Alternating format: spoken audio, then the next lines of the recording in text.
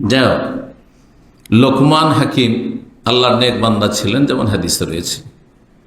এই নেক বান্দা তিনি বেশ কিছু উপদেশ দিয়েছিলেন। তিনি আফ্রিকার মানুষ ছিলেন, তার জীবনে তো বলা হয়েছে তিনি আফ্রিকার মানুষ ছিলেন। আফ্রিকা, সুডান আফ্রিকা, হাবাসা, আবেসেনি আফ্রিকা, তাই না? তো এইসব অঞ্চলের মানুষ ছিলেন। লোকমান হাকিম তার ছেলেকে বেশ কিছু উপদেশ দিয়েছিলেন, গুরুত্বপূর্ণ। যেই উপদেশগুলি কোরআনে কারিমে আল্লাহ রাব্বুল আলামিন সূরায়ে লোকমানে, একটি সূরার নামই হচ্ছে সূরায়ে লোকমান, তার নামে নামকরণ হয়েছে, তাতে আল্লাহ বর্ণনা করেছেন। কেন আল্লাহ বর্ণনা করলেন? আল্লাহ রাব্বুল আলামিন তার কথা বর্ণনা করবেন, কিন্তু কোন একজন ভালো মানুষের উপদেশগুলি বর্ণনা করেছেন, এই জন্য সেগুলি হচ্ছে চমৎকার উপদেশ, এবং সেই উপদেশগুলি আল্লাহ রাব্বুল আলামিনের বিধানে স্বীকৃত।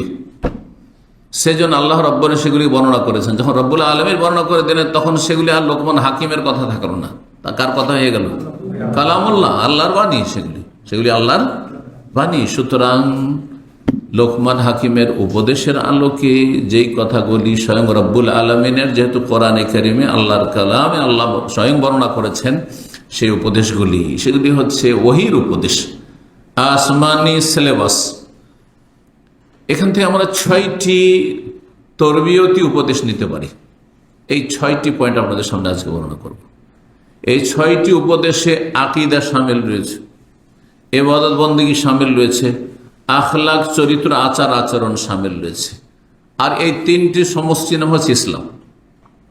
আপনার ধর্মীয় বিশ্বাস, আকীদা ভালো, আকীদায় শিরক নেই, বেদাত নেই, আর ইবাদত বন্দেগীতে ফরজ ওয়াজিবে ঘাটতি নেই, হারাম নাজায়েজ কিছু নেই, আর আখলাক চরিত্রে মানুষের সাথে লেনদেনের ক্ষেত্রে কোন রকমের ত্রুটি নেই, অপরাধ নেই, অন্যায় নেই, তাহলে আপনি পারফেক্ট মুসলিম।